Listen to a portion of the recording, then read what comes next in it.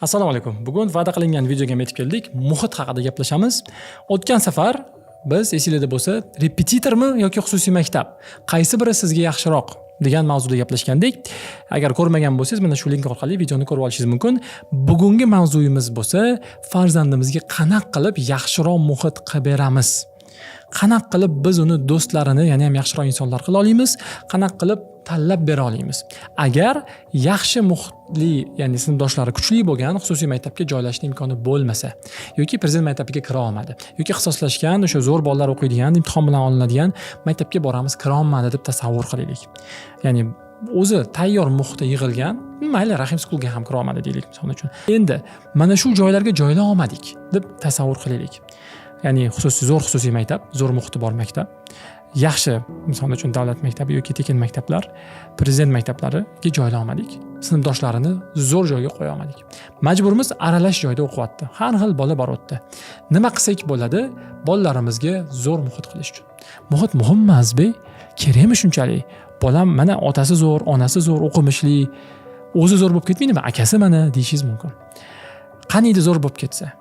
James Clear kitobida keladi, Automatorlar kitobida 9 yoshdan 14 yoshgacha taxminan kim bilan do'st bo'lishimiz bizni kelajakdagi IQ'mizni hal qiladi. Ya'ni IQ'si baland, ya'ni aqlliroq bola bilan do'st bo'lsak, biz ham aqlliroq bo'lamiz. 20 ballga IQ'miz ko'tarilar ekan. Agar aqlliroq bola bilan do'st bo'lib yursak, demak pastroq bilan yursak, past bo'ladi. Yoki Scott Adams kitobida ham keladi. Bir dona maslahat berish kerak bo'lsa, yoshlarga deydi, o'zingizlarga aqlli do'st topinglar. Ya'ni o'zingizlarga bir tayinli gap gapira oladigan, kuchli odamlarni farzandi bo'lgan, yaxshi maslahat bera oladigan aqlli do'st topinglar, qolgan hammasi yaxshi bo'lib ketadi deydi. Advance o'quv markazi bor, ya'ni Advance ta'lim markazi butun MDH davlatlaridagi eng katta ta'lim markazi. Metodikalar ishlab chiqiladi, kitoblar, o'quv qo'llanmalar, o'qituvchilarni o'qitishadi, maktablarga dasturlar sotishadi. O'sha muallifi, ya'ni u o'quv markazini asoschisi Nikolay Yagotkin kitob ham yozgan. Tavsiya qilaman shu kitobni o'qishni. Bolalarni motivatsiya qilish haqida. Ya'ni qanaqa bolalarni motivatsiya qilamiz? Ayniqsa o'rta maktab 5-sinfdan to 9-sinfgacha bo'lgan bolalarni motivatsiya qilish haqida kitob yozgan. O'sha yerda aytadi, ota-onalarga eng yaxshi maslahatim deydi. Ya'ni siz ota-ona sifatida bolalaringizga genni berib bo'ldingiz. Ya'ni ko'zingiz rangi, bo'yingiz, IQingiz hamma narsani berib bo'ldingiz. Bo'ldi, endi uni o'zgartira olmaysiz. O'tib bo'ldi u narsa. Tarbiyani ham asosiy qismini berib bo'ldingiz. Tolstoy, Dostoyevskiy, Navoiyning gapiga ishonadigan bo'lsak, tarbiyani asosiy qismi 5-7 yoshgacha beriladi. 75-80%. Tarbiyani katta qismini yoshligida berib bo'ldingiz. Bolangiz 10-15 yosh bo'ldi. Nima endi bera olasiz? Repetitor, xususiy maktab, kitoblar haqida yo'q, tavsiya emas. Yagona tavsiyam ota-onalar deydi, iltimos, bolalaringizga zo'r do'stlar qilib beringlar. Yaxshi do'stlar, yaxshi muhit qilib beringlar. Mana shu bolalaringlarni o'zgartiradi deydi. Muhit hattoki katta odamlarni ham o'zgartirishga qodir. Biz o'zimiz mana ishxonamizga kelib qancha odamlarning o'zgarganini ko'ramiz. Men o'zim har ishxona almashtirganimda o'zimdagi o'zgarishni ko'rganman. Bekorchilar bilan bo'lib qolgan paytimda ko'proq bekor vaqtim ketgan. Misol uchun olib sotarlar bilan bo'lgan paytimda olib sotarlikka, savdoga qiziqib ketganman. Ilm oladiganlarga qo'shilib ilmga qiziqdim. Til o'rganayotganlarga qo'shilib til o'rganishga qiziqdim. Ya'ni muhit hattoki kattalarga ham ta'sir qiladi. Nega bolalarga ta'sir qilmasin? Gabor Mead butun boshli kitob yozgan bu haqda. O'smirlar kattalarga, hozirgi zamon o'smirlari kattalarga yoki ota-onasiga, do'dasi, buvisiga mayoq qilib, ya'ni orientir olmasdan, ularga qarab turib o'z harakatlarini baholatmasdan tengdoshlariga baholatish kuchayib ketgan deydi. Ya'ni do'da, buvi, ota-ona emas, mo'ljalni tengdoshiga qarab olish kuchaygan deydi. Bu kitobni ham o'qishni tavsiya qilaman. Aynan hozirgi zamondagi ota-onalarning muammolari haqida yozilgan Hold on to your kids, ya'ni bolalarimizni ushlaylik yoki bolalaringizni ushlang degan kitob. Shu yerda keladiki, biz hozirgi bolalarimiz hattoki ota-onam nima deydi deb emas, o'rtoqlarim nima deydi deb harakat qiladigan bo'lgan. Ya'ni sinfdoshim, palonchi sinfdoshim nima deydi, palonchi guruhdoshim nima deydi deb turib, qizlar hattoki yoqli bo'yanishni boshlashgan. Bolalar hattoki bemaza o'yinlar o'ynashni boshlashgan. Men o'ynamasam o'rtoqlarim nima deydi? Kiyimlarini almashtirishni boshlashgan, telefon olishni boshlashgan. Bu hozirgi zamonimizning kasali. Avvallari do'dam nima deydi, buvim nima deydi, qo'shnim nima deydi deb yoki ota-onam, eng muhim ota-onam asli. Ota-onam nima deydi deb katta bo'lgan bolalar hozir tengdoshim nima deydi. U tengdoshi o'zi hali ko'zi ochilmagan. Gabor Mead ham zo'r o'xshatish keltiradi. Bu nimaga o'xshaydi bilasizlarmi deydi. Bu hozir ko'r odam boshqa bir ko'rni odam yetaklashga o'xshaydi deydi. Ya'ni tengdoshiga mo'ljal olib harakatlarini qilish, tengdoshlari zo'r deb o'ylagan ishlarni qilish.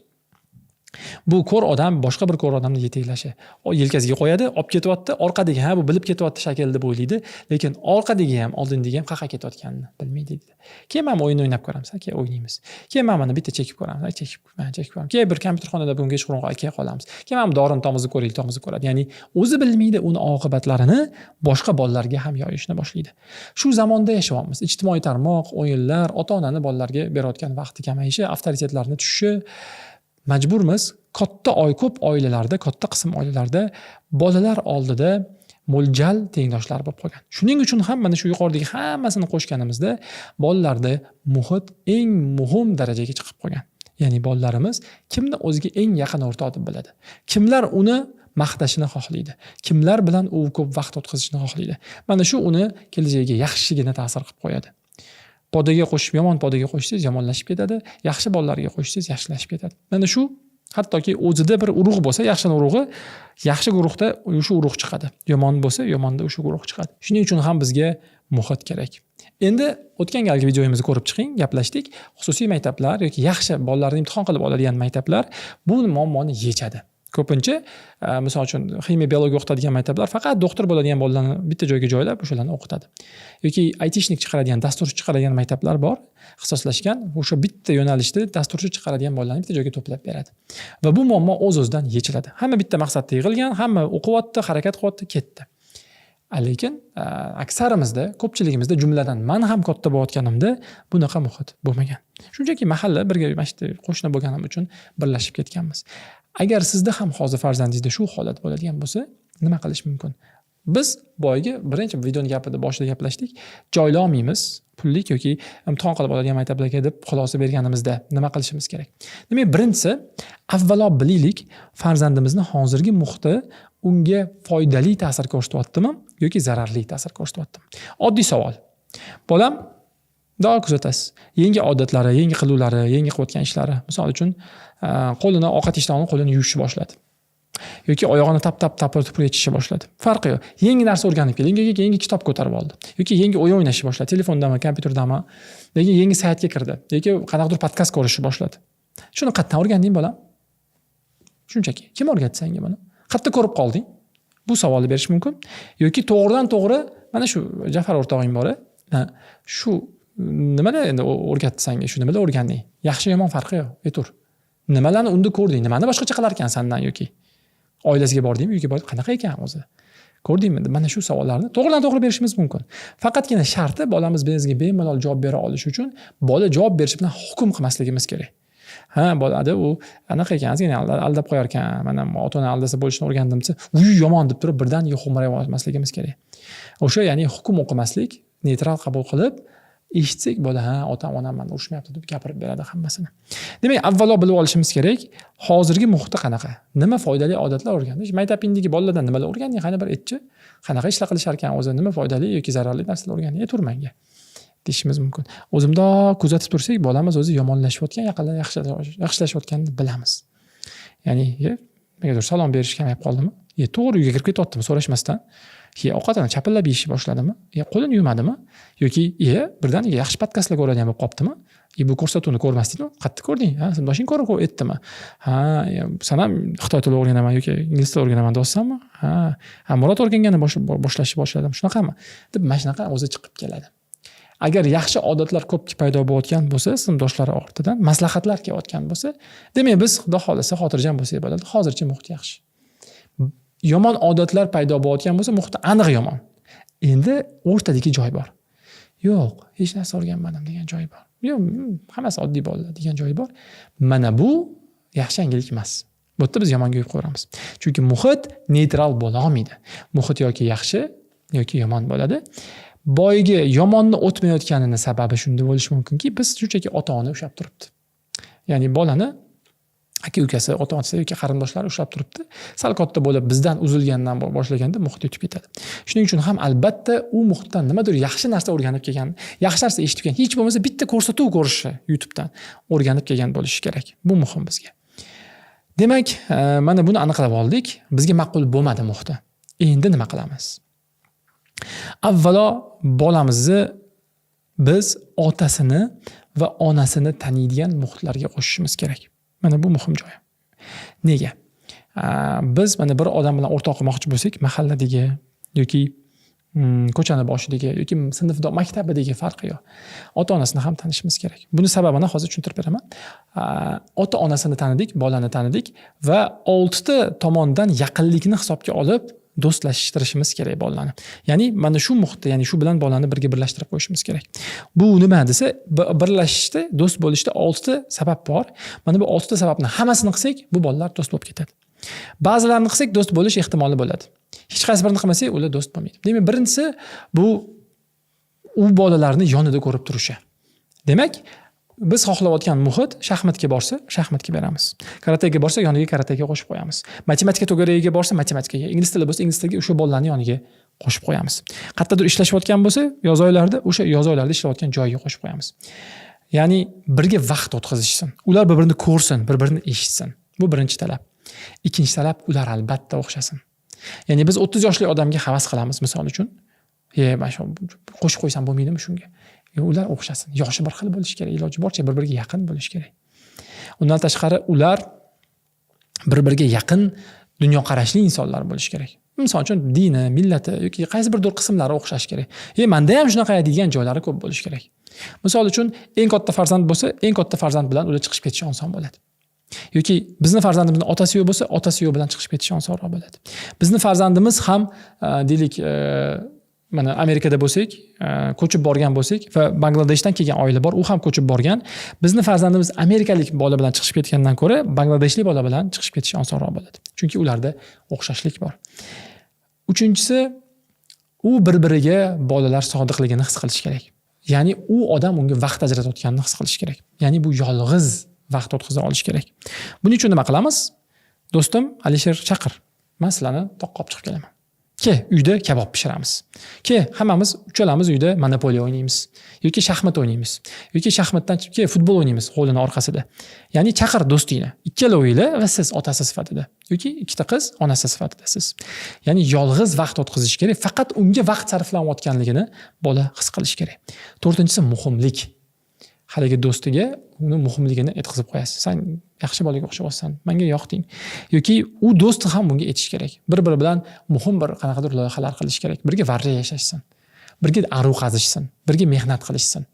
Ya'ni bir-biriga kerakligini his qilish kerak. Beshinchisi albatta bu bog'liqlik. Sovg'alar berish, bir-biriga yaxshiliklar qilish. Mana bunga undash kerak. Bor ovqat pishiruvdik, olib chiqib ber o'rtog'ingnikiga. Mana shu hayitli ekan, bor olib chiq, shunga ham ber, do'stingga berib ke. Mana shunga xohlagan. Va oxirgisi umumiy suhbatlarga, ya'ni mayli o'zini ichini ochsin, gaplashsin, yolg'iz gaplashishga qo'yib berish. Mana bu 6 ta narsa voqea bo'lsa, keyin biz u do'stlar bilan yaqin bo'lib ketishiga umid qilishimiz mumkin bo'ladi. Shunchaki simdoshi ekan, mana yaxshi bolalar orasiga qo'shib qo'ydik. Shunaqa bolalar bor, hamma yaxshi bolalarning orasida o'xshaydi, lekin hech kim bilan gaplashmaydi. Chunki boyagi 6 ta narsa bo'lmadi. Endi nimaga biz otasi, onasini tanishimiz kerak degan joyga endi keldik. Otasi onasini tanisak, boyagi hozirgi qilgan ishlarimizni birga qila olamiz. Chunki ketdi, mana bolani chaqir deganda siz otasi so'raydi, qayerga ketyapsiz? Sizni tanisa, bu yaxshi bo'ladi. Yoki onasi tanisa. Bu birinchisi. Ikkinchisi bo'lsa, biz bolalarimizga muhit qilib bo'lgandan keyin bolalarimizni bir narsaga qiziqtirmoqchimiz yoki bir narsani to'xtatmoqchimiz. Tasavvur qiling. Ya'ni bolalarimizni hammasini deylik matematikaga qiziqtirmoqchimiz. Nima qilamiz? 3 ta ota-ona, 5 ta ota-ona kelishamiz deb baravar hammasini matematikaga beramiz. O'rtoqlari borayotganini ko'rib, u ham borishni boshlaydi. Smartfondan cheklamoqchimiz, o'yindan cheklamoqchimiz, Hammamiz ota-onalar kelishamiz-da, bo'ldi. Ertadan bolalarimiz PUBG o'ynamaydi deymiz. Hammamiz baravar bolalarga, demak, o'ynamaydi deb aytamiz. O'rtoqlar o'ynamayotgan uchun u ham o'ynamaydi. Mana shu holatdan 6 tasi bo'lgandan keyin biz vaqt o'tib bolalarimiz o'sha yaxshi muhitga joylashdi deb ayta olamiz. Eng qizig'i, boyga mana shu 6 ta ishni qiladigan bo'lsak, biz qilsak, sovg'alar berib, birga alohida vaqt o'tkazib, qayerdir sayohatlarga borib, birga mehnat qilsak, bolalarimiz bilan ovqat pishirsak, yer qazisak yoki nimadir tuzatsak bizilgan narsani, biz bilan ham mana shu bog'liqliklar, do'stlik hosil bo'lishni boshlaydi. Gabor Meyt o'zi kitobida buni aytishdan sabab, mana shu narsalarni qilish orqali biz o'zimiz farzandlarimiz bilan do'st bo'laylik deydi. Hozir qilgan aytgan narsalarim qiyin bo'lishi mumkin. Ishoning, qiyin bo'lishi mumkin. Lekin bir marta qilib qo'ysangiz, do'stlashtirib qo'ysangiz bo'ldi. U yog'i yaxshi bo'lib ketadi. Men o'zim ko'p bo'lgan deya olmayman. Aqlli yoki o'sha men havas qiladigan do'stlarim bor 3 ta 4 ta bo'lgandir.